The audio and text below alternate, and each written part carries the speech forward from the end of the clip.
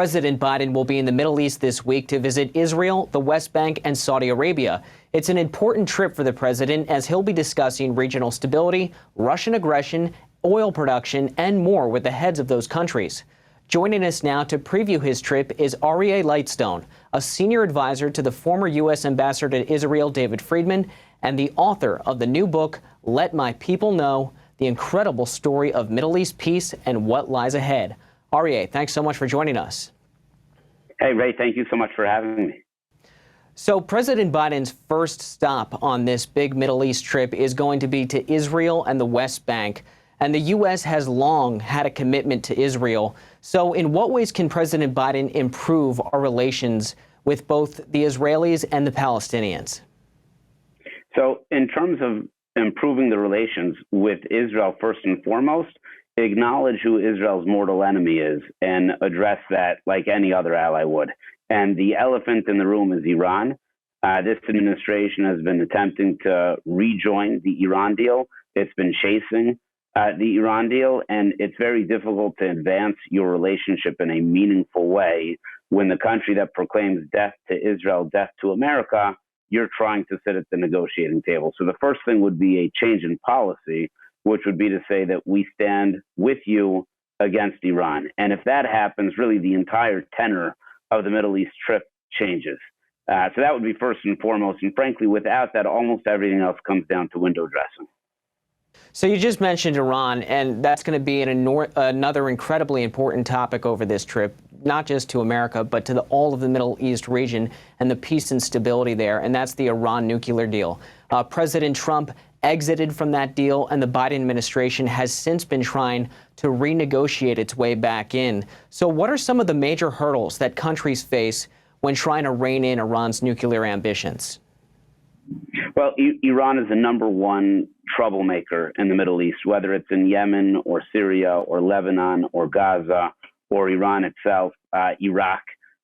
This causes havoc to all of our allies, from the United Arab Emirates to the Kingdom of Bahrain to the Kingdom of Saudi Arabia to Israel to Jordan to Egypt.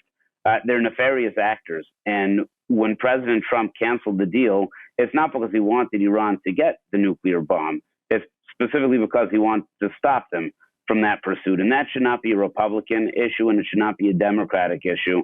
It's an American issue. It is not in America's interest to see Iran strengthen in any way, shape, or form. And this is purely about being the United States of America. We've got good allies. We've got great allies in the region. Let's go stand strong with them. And while we are there standing with them, let's let the nefarious actors, which is the leadership of Iran, not the Iranian people. The Iranian people are good people who want a better future for themselves, but they are held captive by their leaders. Let's stand up for their people. Let's stand up for all of our allies in the region. It really is that close to being black and white. President Biden is also going to be visiting Saudi Arabia, but he's being criticized for going there because of the country's poor human rights record. And he responded to that criticism by writing, quote, "I released the intelligence community's report on the murder of Jamal Khashoggi, issued new sanctions, including on the Saudi Arabia's rapid intervention force involved in his killing, and issued 76 visa bans under a new rule barring entry into the United States for anyone found to be involved in harassing dissidents abroad." But at the same time, President Biden also says it's very important to keep strong diplomatic ties with Saudi Arabia because of Russian aggression, because of the economic threat from China, and the importance of Saudi Arabia to that region. So how could President Biden saying, hey, we need a good diplomatic relationship with them, but at the same time having those sanctions and those visa bans impact his diplomacy? Yeah, so when President Biden started off on the campaign trail, he was committed to make the Kingdom of Saudi Arabia a pariah nation. And that's a misreading of the situation. The Saudis are an important alliance and relationship to the United States of America and the Middle East. And whether it's economically or defense or intelligence, all of those things are relevant. The Saudis want to bring greater peace and prosperity to the region. They're in the process of modernizing in one of the more interesting experiments of governance in my lifetime, in our lifetime. Are they perfect? Certainly not. Is it beneficial for us to support that modernization and advancement in a meaningful way? Absolutely it is. And if you were to ask me where the issue is, I don't think it's the visa ban or the sanctions. But to go to Saudi and to ask them to increase their oil production when we ourselves could be energy independent, but have chosen not to be, they know that and we know that. I'm not sure who anybody thinks that we are faking out by not increasing our own energy production, and showing up there a little bit hat in hand weakens America, and frankly, it weakens our alliance with Saudi as well. Now, you just mentioned oil production. That's going to be another really important trip, a part of this trip to Saudi Arabia. And the president, when he's there, is in essence meeting with the de facto ruler of OPEC. So what type of sway does an American president have with the OPEC nations if he's trying to get them to increase production in order to lower the costs for Americans and the rest of the world? Yeah, so the recipe is there. President Trump did this successfully when he made the United States of America energy independent through cutting regulations and enhancing investment into the oil and gas industry. Suddenly, when the United States of America sits at the table with OPEC, there's tremendous parity in between the two entities. When we're energy weak or requiring energy from elsewhere, we don't have the same leverage at the table. And so therefore, they'll listen to us because we're America. They'll acknowledge our request. I don't know how they're going to react to that. And this just comes for the fact that we've dealt ourselves a deliberately weak hand. We should be strong, and we should have the leverage at the table. We should walk into every meeting with friends and foe, knowing that we are energy independent and capable of acting as the one real superpower in this world. I don't know why we would sort of delegate that out to others to be able to have.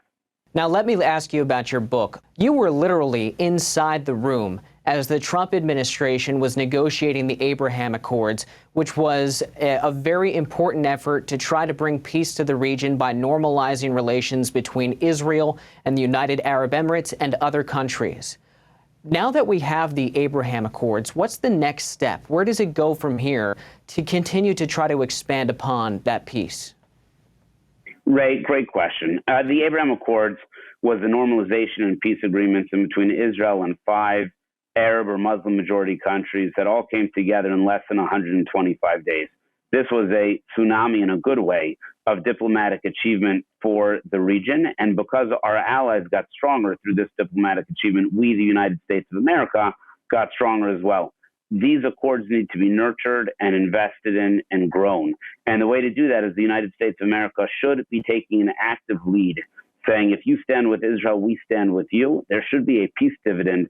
At the end of the day, Ray, many of these countries are competitive with each other. If there's a peace dividend, meaning if these countries benefit directly because of the courageous step they have taken to normalize or to have peace with our great ally, Israel, and there's a benefit to them that outweighs the risk and the cost that they took to make this, then other countries will fall in line.